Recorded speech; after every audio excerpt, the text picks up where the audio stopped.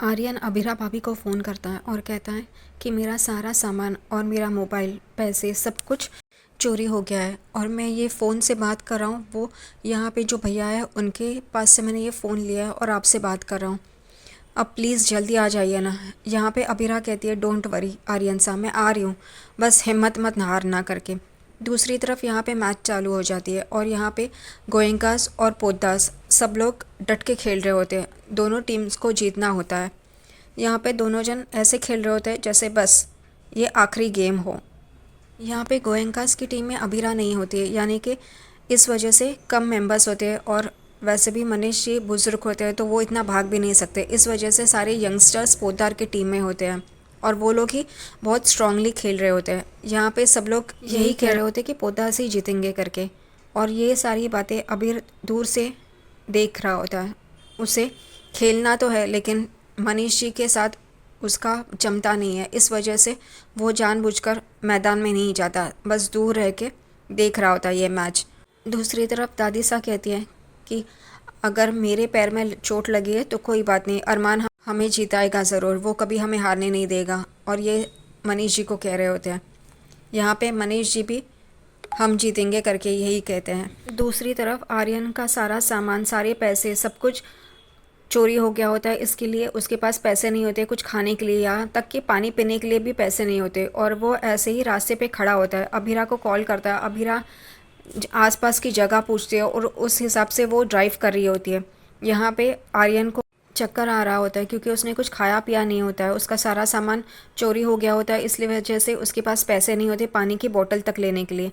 इसलिए वो रास्ते पे ऐसे ही चल रहा होता है, उतने में वो बेहोश हो जाता है और अभिरा की कार वहाँ पे आ जाती है और उसे देखती है। वो कार में से बोतल निकालती है और आर्यन पे पानी छिड़कती है। वो उठता है, वैसे उसे पानी पीने के लिए देती है और कहती है मैं आ गई हूँ ना, अब डरो मत, जाते जाते हम लोग कुछ खाने के लिए भी लेंगे तुम्हारे लिए। और वो अबीरा के गले लगता है और कहता है आप ही हो, मुझे पता था आप कुछ भी करके यहाँ पे पहुँच जाओगी मुझे लेने के लिए। दूसरी तरफ यहाँ पे मनीषा टेंशन में रहती है, उसे आर्यन की याद आती है, इसलिए वो कहती है कि मुझे आर्यन की याद आ रही है। तो विद्या कहती है तो कॉल करो ना उसे। तो वो कहती है मेरा फ़ोन डिस्चार्ज हो गया है, बैटरी ख़त्म हो गई है। तो विद्या कहती है ये लो मेरा फ़ोन लो और उसे कॉल करो। मनीषा विद्या का फ़ोन लेके आर्यन को कॉल करती है तो उसका कॉल लगता नहीं है, बंद होता है। तभी वो एकदम टेंशन में आ जाती है। विद्या कहती है कि हॉस्टल में कॉल करके पूछो ना। तभी मनीषा हॉस्टल में कॉल करती है, तभी उसे पता चलता है कि आर्यन हॉस्टल से गायब है करके। यहाँ पे मनीषा एकदम टेंशन में आ जाती है। वो गेम रुकवाती है और मनोज को पुकारती है। मनोज वहाँ पे आता है, तभी वो सब लोग वहाँ पे आ जाते हैं और मनीषा कहती है कि आर्यन गायब है हॉस्टल से, पता नहीं वो कहाँ है। यहाँ पे अरमान कहता है अभिरा भी नहीं है यहाँ पे, क्या हुआ है, अभिरा कहाँ है, पता नहीं चल रहा है करके। यहाँ पे मनीषा की हालत बहुत ही ख़राब हो जाती है। सब लोग टेंशन में आ जाते हैं कि आर्यन गया कहाँ, हॉस्टल में नहीं है। और मनीषा कहती है मैं जा रही हूँ उसे ढूंढने के लिए। तभी विद्या कहती है तुम कहाँ ढूंढोगी। तभी मनीषा कहती है कि वो शायद उदयपुर गया होगा घर, मैं जाती हूँ वहाँ पे ही ढूंढती हूँ उसे। और वो जा रही होती है, उतने में वो सामने देखती है कि आर्यन आ गया है और वो एकदम आर्यन के गले लग जाती है।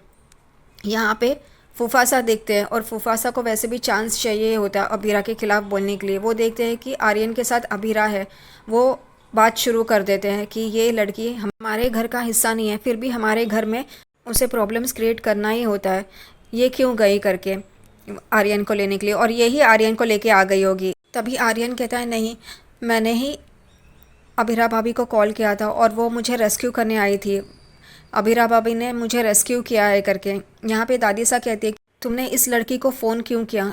तभी आर्यन कहता है पहले मैंने मम्मी को ही कॉल किया था लेकिन उनका फ़ोन लगा नहीं, इस वजह से मैंने अभिरा भाभी को कॉल किया। तभी दादी साहब फिर से कहती है फिर इसे करने की क्या ज़रूरत थी, किसी और को करते ना। तभी आर्यन कहता है मुझे पता है अभिरा भाभी कोई 10 सवाल नहीं पूछेगी, अगर मैंने कॉल किया तो वो सीधा मुझे लेने के लिए आ जाएंगी, आप लोगों की तरह आप लोग मुझसे सवाल पूछते इस वजह से। और सब लोग चुप हो जाते हैं। यहाँ पे अरमान कहता है अब पता चला ना कि अभिरा ने कुछ नहीं किया, तो मैं ये एक्सपेक्ट करता हूँ मेरी फैमिली से कि वो उसे सॉरी कहे। यहाँ पे सब लोग चुप होते हैं, सब लोग अपने अपने मुंह यहाँ वहाँ करते हैं। तभी अरमान कहता है मैं राह देख रहा हूँ, सॉरी कहो उसे, एक सॉरी तो बनता है। यहाँ पे मनीषा अरमान को कहती है हाँ रुको ना, मुझे 1 मिनट तो दो ना। और यहाँ पे मनीषा अभिरा के पास आती है, उसके गले लग जाती है, उसे सॉरी कहती है और उससे माफ़ी मांगती है। यहाँ पे मनोज भी आ जाते हैं और अबीरा को कहते हैं सॉरी और थैंक यू, क्योंकि आर्यन को उसने बचाया होता है करके। यहाँ पे सब लोग खुश हो जाते हैं। मनीष जी भी आर्यन को गले लगा लेते हैं। यहाँ पे ये सारी बातें अबीर दूर से देख रहा होता है, ये सब ड्रामा। कोरस गैंग भी खुश हो जाती है क्योंकि उनकी पूरी गैंग अब यहाँ पे मौजूद है और उनकी गैंग पूरी हो गई है आर्यन के आने से। वो लोग भी खुश हो जाते हैं। यहाँ पे रोहित भी उनके साथ आता है और कहता है अब हमारी टीम स्ट्रांग हो गई है आर्यन के आने से, और वो लोग सब खुश होके वापस गेम स्टार्ट कर देते हैं। अभीरा ये गेम बहुत ही एग्रेसिवली खेल रही होती है, वो गोल करती है। यहाँ पे अरमान उसे कहता है तुम इतने एग्रेसिवली खेलो मत।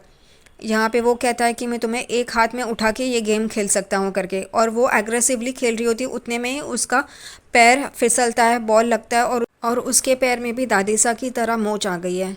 अब वो खेल नहीं पाएगी, वो नीचे गिर गई है। यहाँ पे अरमान तुरंत उसके पास आता है, उसे उठाता है और एक जगह पे रखता है, उसे बिठाता है और उसके पैर में से जूते निकाल रहा होता है। उतने में अबीर आता है और वहाँ पे रोक देता है उसे और कहता है मैं अपने बहन की केयर कर सकता हूँ, तुम्हारी ज़रूरत नहीं है करके, और अरमान वहाँ से चला जाता है। अबीरा को ये देख के बुरा ज़रूर लगता है, लेकिन वो क्या करे, वो कुछ नहीं करती। और घर वाले यही कहते हैं कि देखो कैसे अरमान और अबीरा कितने भी अलग हो गए लेकिन वो एक ही रहेंगे। यहाँ पे जानबूझकर सुलेखा मनीष जी को कहती है कि देखिए भाई साहब, अरमान और अबीरा कितने भी अलग हो जाएंगे लेकिन एक दूसरे से मूव ऑन नहीं कर पाएंगे।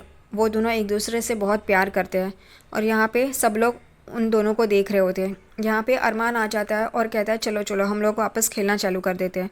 और वो लोग जानबूझकर ऐसी हालत करते हैं क्योंकि मनीष जी को बहुत ही थकान महसूस हो रही होती है, और जानबूझकर अरमान ऐसा क्रिएट करता है जो अबीर वहाँ पे आए ही खेलने के लिए, और ये देख के अबीर भी आ जाता है वहाँ पे खेलने के लिए। अरमान का प्लान सक्सेसफुल हो जाता है।